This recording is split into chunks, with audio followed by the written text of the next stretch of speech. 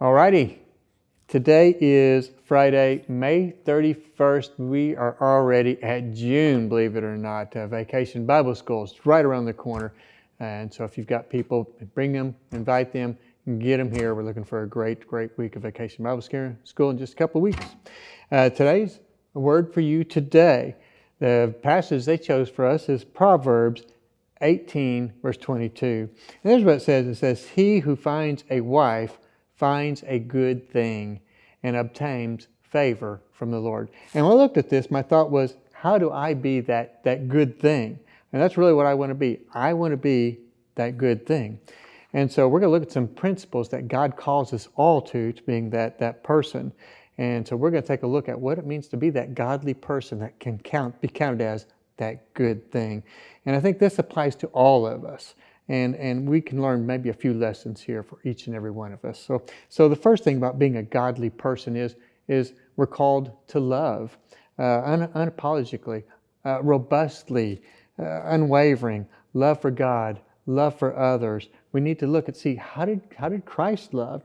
Well, he lived in a way that led him to give himself. He gave himself for us, for all those that he truly loves. The type of love that we're talking about is not that type that's a feeling. It's a deep desire to do good for the other person. It may even cost ourselves time, effort, and energy. I think we got all bound a whole lot more in loving others and to love God equally or even more. But loving also is serving. One way Jesus teaches us to serve others is by giving up of our life. Most of us, we won't be called actually to give up of our actual life, but the principle remains: will we seek others' interest above our own interest? Will we give up time to listen to a friend who's hurting? Loving truly is serving, and we need to be intentional. You see, Christ was perfectly intentional in his love. The type of love that we're talking about here it's not a reaction. It is a daily choice, a deciding to put someone before ourselves, a choice that we make even when it's hard, a choice that we make when we really aren't feeling it, right? You know what I'm talking about there. If we spend enough time with someone, sooner or later, there will be hard days with that person. So those are the days that we have to be intentional in our love. And then I think we need to learn a little bit more about Jesus so we can be a whole lot more like Jesus. See, he was intentional when he went up to the mountain to be by himself with God, but yet he would still sit and he would take time to eat dinner with others.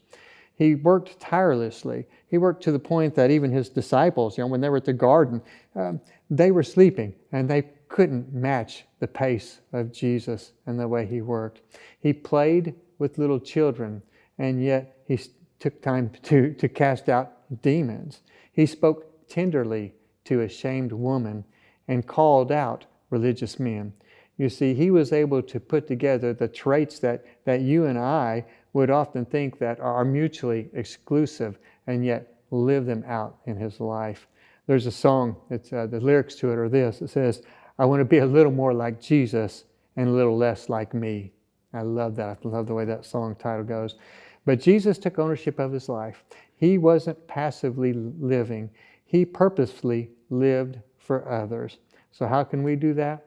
Well, what we consume us is shaping us. Consume more of Jesus and watch the type of person that he is and what he is doing, and we'll train ourselves to be a better, godly person. We'll be, what he says here, we'll be that good thing that someone can find. Remember, a little more like Jesus and a little less like me. Have a great day.